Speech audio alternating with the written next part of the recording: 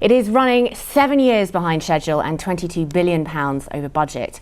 Now the Conservatives on the London Assembly are calling for HS2 to be scrapped. Their new report, shared exclusively with Sunday Politics London, says the cost of the project has become indefensible, with the construction of the route connecting London and Birmingham having a devastating effect on the capital's environment.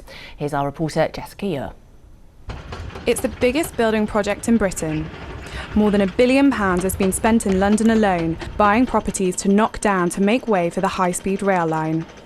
Costs have spiralled in the last few years, leading to the government's announcement of an independent review on the project to decide on its future. There's no future in being secretive about it. You just need it all out there. Everyone can see what's going on and come to their own decisions. I've asked Doug Oakerby to carry out this review, and he will tell us whether the costs match the benefits for this or not. And I start with an open mind on the situation. So what do we know so far? The plans for HS2 were introduced under a Labour government in 2009. The first phase connecting London to Birmingham was set to be finished in 2026. It could now be as late as 2031 before the first trains will run. HS2's total cost has risen from £56 billion to as much as £88 billion. Once completed, the journey time between the two will be cut to 52 minutes. Conservatives at the London Assembly have now gone further than government, saying HS2 plans should be scrapped altogether, with the budget invested in Crossrail 2 instead. HS2, at the end of the day, is fundamentally flawed. It is flawed because of the environmental impact it will have. Secondly, we are spending a great deal of national treasure on this. Just because we've spent a lot of money on it already does not mean it would be wrong to pull them. The city is expanding at an enormous rate. We will soon have a population of 10 million here in London, which is the equivalent of a city the size of Birmingham here in London. We should be looking after the commuters here and the travellers here. Nearly £7.5 billion has already been spent on HS2. This site here at Aldwick Common is still being cleared to make way for what will be one of the UK's biggest stations, over 1 kilometre in length. And developers have ambitious plans to build over 25,000 brand new homes in the area around the site with the help of government funding. High Speed 2 is a critical investment for London, not just because of the increased number of seats and number of rail services that this new route will enable, but also the area regeneration around Euston and Aldwick Common. And what that means is, it means more housing, it means more jobs, more opportunities. With accusations of cover-ups and ballooning budgets, will the review keep HS2 on track, or is it set to be derailed? That's Jessica Ure reporting, and joining us now is Lord Andrew Adonis, the former Transport Secretary under Gordon Brown, of course, when the HS2 scheme was first proposed, and Tony Devenish, who is the London Assembly member, who's the chair of the Regeneration Committee. Thank you both for joining us. Tony, this just looks like rabid self-interest from the London Assembly, doesn't it? No, not at all. These projects are all about cost and benefit. The cost is in hundreds of billions or tens of billions at least, and the benefits has to be homes and jobs. If we see the Elizabeth line, which we've just almost finished on the Sadiq Khan, he's not met either of those two criteria, but I'm hoping it's going to be finished very soon, but £3 billion more has been wasted. But so on this project, what we are now saying is the money can be spent on two things: high speed Crossrail 2, which is much better in London, but there's benefits across the country for that project and the wider South East. I think you might find that quite a hard sell if you said that in Sheffield or Birmingham. But I think the other half of the project will be spent on the North and Heartlands on their projects. But I think High Speed 2 hasn't been proven, but we're glad the government is deciding that they are going to do this review. It's ultimately the government's decision. We're just adding our words of caution on this issue. Andrew.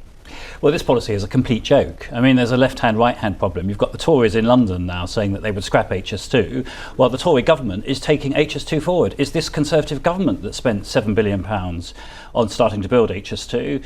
And in the House of Lords last week, before we were sent away for 5 weeks by Boris Johnson, the last act that we took was to pass the legislation to extend High Speed 2 from Birmingham to Crewe as the first stage, going up to Manchester and then across to Leeds. So we can't have this ludicrous position where you've got the government in London supporting supported by one party which is taking HS2 forward, and then the same party, out of naked self-interest in London, then says it wants to cancel it. And just finally, on this point about regeneration, there are there's huge impacts for the Midlands and the North, and if you speak to any of the political leaders, including the Conservative Mayor of the West Midlands, Andy Street, about this, they'll be absolutely aghast at this opportunism on the part of the London Conservatives.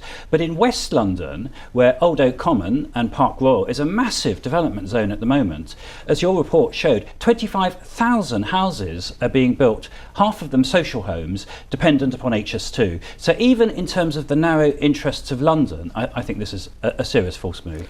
Tony, do you want to come back in there? I think the answer really is that High Speed 2 hasn't actually made the sums work. It's coming up to nearly £100 billion. It's about 88 billion to date. And even they agree they don't actually think they can build it for that. And yet Crossrail, as we know, is we have still a window of delivery that may or may not happen before 2021. It's overrun by billions of pounds. Yes. And yet you're suggesting that Crossrail 2 is a good idea. Well, based on your logic of these projects are very expensive, we should never build any infrastructure again, we're not saying that at all. The reality is you get 200,000 homes of Crossrail 2. That is a real prize. You get wider economic impact for the whole London and South East England, and half the money saving on HS2 will go to the north. HS2 is running massively over budget. Nobody believes it will be built for what they're saying it will be built for. This is a no-brainer, and we actually agreeing with the government. The government needs to review this going forward. The government are not for HS2, they're reviewing it, Bob, as the Prime Minister has said. The government has not said it's pulling the plug on HS2. Let's be clear about this. The guy chairing... They're reviewing it, Andrew. The review is a review. Hold on, the guy chairing has the review already come to a conclusion, Tony? No, it's a review. It's a review. Hold on, the guy chairing the review is the former chairman of HS2. I think you can see where that review is going to come out on. This is all... I don't prejudge reviews. This is all politics. Okay. Bob, where do you stand on this? Because we have a bit of discrepancy here between what the government is doing and what your fellow Conservative Party members are saying on the London Assembly. Well, 2 points. I was surprised actually that Andrew took Tony to task over that, because actually he and I both believe in devolution.